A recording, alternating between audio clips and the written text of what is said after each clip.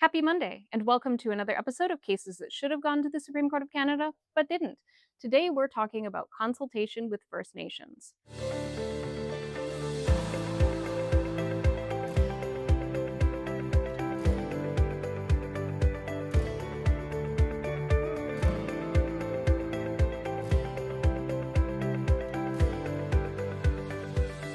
Cases that should have gone to the Supreme Court of Canada, but didn't. The Huron-Wendat First Nation brought an application against the government on the basis of the fact that they were not consulted appropriately on a particular project. While their application was waiting to be heard in Superior Court, the government tried to move ahead with the project. The Huron-Wendat Nation filed a separate application to the court arguing that the project should be stayed or put on hold temporarily while the project is being considered for how much consultation went into it by the Supreme Court. Ultimately, the project could not move forward, the Huron-Wendat First Nation argued, until the determination was made about whether adequate and appropriate consultation with the First Nation had taken place, and the court disagreed. And this case does raise a very important issue because consultation and accommodation of First Nations views on development projects is mandated by the Constitution and by the history of this country. It is required that there be adequate consultation if a development project has the ability to affect an individual nation's ability to use its land, practice its culture or customs, and affects its people. Because of this, the courts should allow these projects to be put on hold when there are arguments made that inappropriate or inadequate consultation has taken place. It's not every project that this is going to come up on.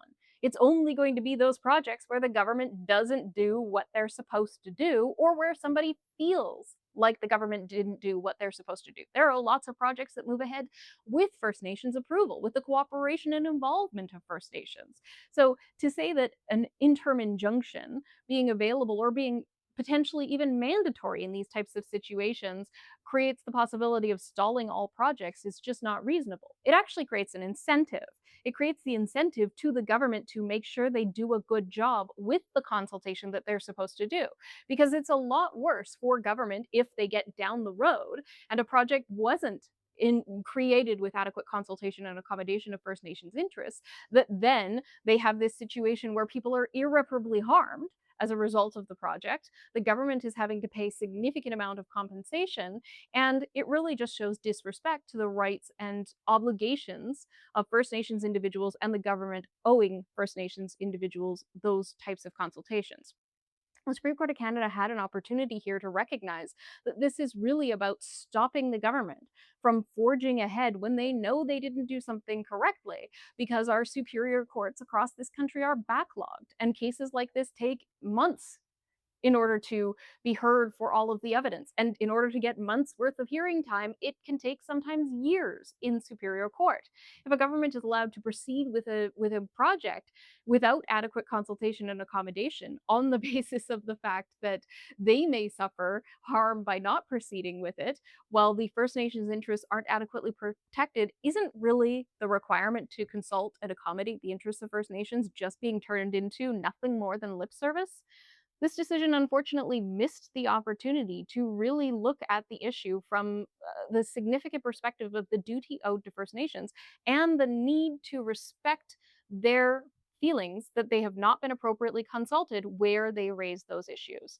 Unfortunately, the Supreme Court of Canada didn't take the opportunity to hear this, and this means not only are there going to be more and more applications brought to the court for inappropriate consultation and accommodation or inadequate consultation? There are also going to be more interim stay applications because every individual case is going to need to be considered, and rather than having a clear rule that would apply to them all.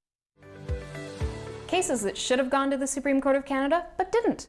Thank you for tuning in to another episode of Cases That Should Have Gone to the Supreme Court of Canada but Didn't. I'm Kyla Lee at Acumen Law Corporation. Thank you to Brazen Bull Creative for putting together these videos. Please like, subscribe, and share with your friends.